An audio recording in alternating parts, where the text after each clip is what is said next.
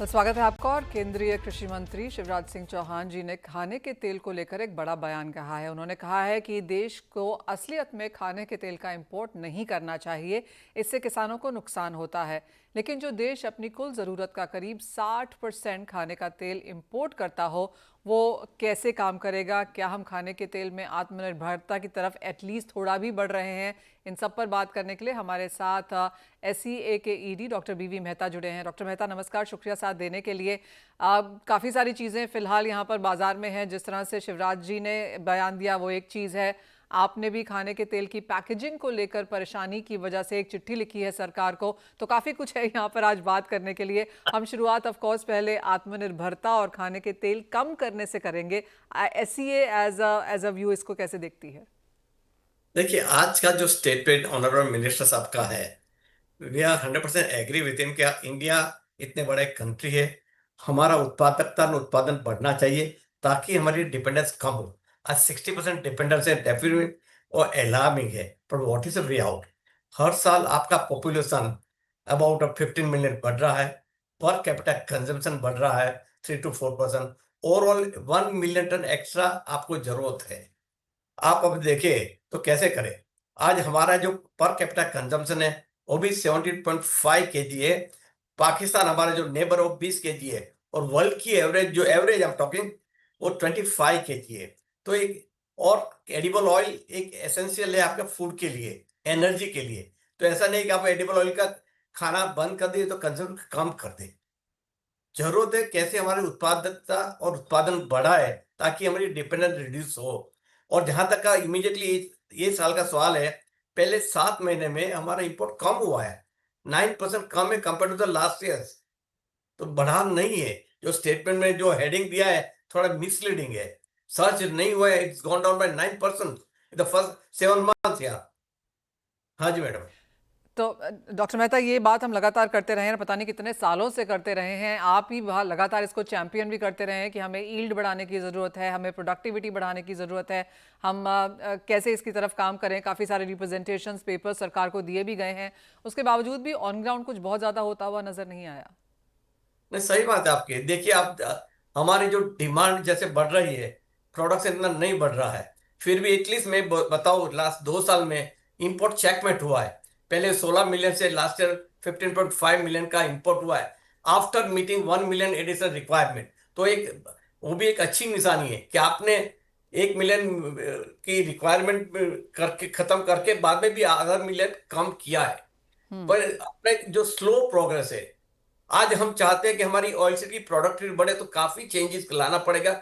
Policy में भी change लाना पड़ेगा, किसान को भी सही दाम में वो भी देखना पड़ेगा, नई वैरायटी लानी पड़ेगी। और जो एक बड़ा लास्ट लास्ट 5-10 साल से हम जो GM की वैरायटी, जरूरत है तो GM आप अलाउ कीजिए, आपको 15-20% प्रोडक्टिविटी बढ़ सकती है। आप कॉटन सीड में ऑलरेडी GM है, तो ऐसा नहीं कि समथिंग न्यू है हमारे लिए। अगर सोयाबीन रेपसीड में अगर GM वैरायटी लाए तो जरूर उसकी उत्पादन बढ़ता है। This is one way, I am not saying it's the only way. पर काफी ऐसी जो पोस्ट हार्वेस्ट टेक्नोलॉजी में बदलाव लाना पड़ेगा।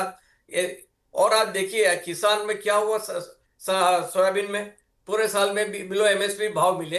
तो जरूरत था कि उनको MSP के तक भाव मिले, भावांतर स्कीम कुछ करके उनको डिफरेंस दिया जाता था, तो उसका टेम्पो हो चलता रहता था। अभी क्या होगा ये साल, मेरे को जो डर लग रहा है कि अगर किसान को उसके पास ऑल्टरनेट है तो शायद हो सकता है सोयाबीन से दूसरे दूसरे क्रॉप में भी चला जा सकता है। दैट्स ए, क्योंकि किसान को सोयाबीन पे भाव नहीं मिला है। तो जब भी आप MSP भी डिक्लेयर कर रहे हैं, make sure the MSP is properly defined by the policy measure और अदरवाइज। हाँ जी मैडम। Well absolutely. जैसे आपने कहा काफ़ी सारी चीज़ें हैं। GM का मुद्दा ऑफ कोर्स यहाँ पर थोड़ा सा कंटेंशियस रहा है, लेकिन उसकी बात लगातार यहाँ पर इंडस्ट्री ने की ज़रूर है। एक और मुद्दा, और वो जो पैकेजिंग को लेकर है, और हम इसके बारे में पहले भी बात कर चुके हैं। आपने फिर से यहाँ पर मिनिस्ट्री को चिट्ठी भी लिखी है। कितना बड़ा मुद्दा अब ये बनता हुआ नजर आ रहा है? क्या कंसर्न्स हैं और इसका रेजोल्यूशन क्यों नहीं निकल रहा अभी तक? नहीं नहीं, 15 मई को मीटिंग हुई थी, उसके बाद में गवर्नमेंट के जो थे डिपार्टमेंट उससे बताया कि आप इंडस्ट्री वाले साथ में बैठ के आप बताइए क्या करना चाहते हैं। आज क्या हो रहा है, आज मैं 1 लीटर लेता हूँ, 1 लीटर, कोई 1 लीटर में या तो 1 किलो माल है, कोई 900 ग्राम भरते हैं, कोई 800 ग्राम भरते हैं। और पैकिंग सेम रखते हैं। तो कंज्यूमर गेट्स टोटली मिसगाइडेड। वो तो सोचता है कि मेरे को 10 रुपये सस्ता मिल रहा है, पर उसको वो रियलाइज नहीं हो रहा है कि एक 1 किलो की जगह उसको 900 ग्राम मिल रहा है, ये तो 850 ग्राम मिल रहा है। और काफी उसमें कंज्यूमर मिल, और अपने कंज्यूमर इतने पढ़े लिखे नहीं है, और जो पढ़े लिखे हैं वो भी नहीं देखते हैं। वो तो पैकिंग देखते हैं, वो माल उठाते हैं, वो देखते हैं 10 रुपये सस्ता मिला, उठा लो। तो वो एक काफी तकलीफ हो रही थी। तो हमने सारे एसोसिएशन भी मिलके बात की थी कि भाई जो शेड्यूल 2 जो 2022 में हटा दी, उसमें से खाली एडिबल ऑयल का वो आप उसमें वापस रखिए, ताकि कंज्यूमर को भी फायदा मिले। और दूसरा एक बड़ा जो उसके ऊपर हो रहा था, इंटरनल कंपटीशन। आज मैं 900 ग्राम दे रहा हूँ, कोई 850 दे रहा है, कोई 800 दे रहा है सेम पैकिंग में, तो मैं कैसे कॉम्पीट करूँ? वो भी इंडस्ट्री के लिए भी तकलीफ थी। या तो मैं 850 में चला जाऊं सबके से, या तो मैं अपना स्टैंडर्ड रख के चलूं, then I am losing my market. ये बड़ी ये प्रॉब्लम आ रहा था। तो सारे एसोसिएशन साथ में बैठ के सब एग्री है कि शेड्यूल 2 में जो एडिबल ऑयल का पोर्शन है वो फिर से इंट्रोड्यूस करना चाहिए। और वो लाइन पे हमने लिखा है, दूसरे एसोसिएशन में लिखा है, सेंट्रल ऑर्गेनाइजेशन भी लिखा है, मोपा ने भी वही लाइन पे लिखा हुआ है गवर्नमेंट को कि भाई शेड्यूल 2 में एडिबल ऑयल का जो पोर्शन फिर से आप रीइंट्रोड्यूस कीजिए, ताकि ये जो प्रॉब्लम है सॉर्ट आउट हो जाए। वेल एब्सोल्युटली, आशा है कि वो काम यहाँ पर होता हुआ नजर आएगा, क्योंकि इंडस्ट्री के लिहाज से, कॉम्पिटिटिवनेस के लिहाज से और कंज्यूमर्स के लिए इंपॉर्टेंट है ये। अब एक फाइनल सवाल यहाँ पर प्राइसेस को लेकर है, और जैसे आपने कहा ज़्यादातर प्राइसेस यहाँ पर बिलो एमएसपी रहे हैं, सस्ता इंपोर्ट भी आता हुआ नजर आया है। 7 महीने में बहुत इंपोर्ट नहीं हुआ, लेकिन अब तो हम डिमांड सीजन की तरफ जा रहे हैं, अब शायद इंपोर्ट के नंबर्स बढ़ते हुए नजर आएंगे भी। कैसे देखते हैं आप ओवरऑल प्राइसिंग, और यहाँ से क्या ट्रेंड्स हैं? नॉर्मली नवंबर दिसंबर जनवरी फिर मार्च जब भी अपना क्रसिंग ज्यादा होता है तो इंपोर्ट कम होता है। एंड जो जुलाई जून जुलाई अगस्त सितंबर अपने लिए ऑफ सीजन है, उसमें इंपोर्ट बढ़ता है। पर ओवरऑल इंपोर्ट मेरे ख्याल से जो लास्ट ईयर 15.5 मिलियन इंपोर्ट किया था, वो शायद उससे भी आप मिलियन कम हो, मतलब 15 मिलियन 150 लाख के करीबी हो, ऐसा अभी दिख रहा है। क्योंकि 9% ऑलरेडी वी आर माइनस, वो भी कवर अप होगा, फिर भी import will be lesser than last year. 150 power के करीबी होगा, 155 तक भी नहीं पहुंचे ऐसा दिख रहा है मेरा। और हाई प्राइस जो हुई थी बीच में, उसके वजह से भी थोड़ा कंजम्पशन में रिस्ट्रिक्शन आया है। Fair point that.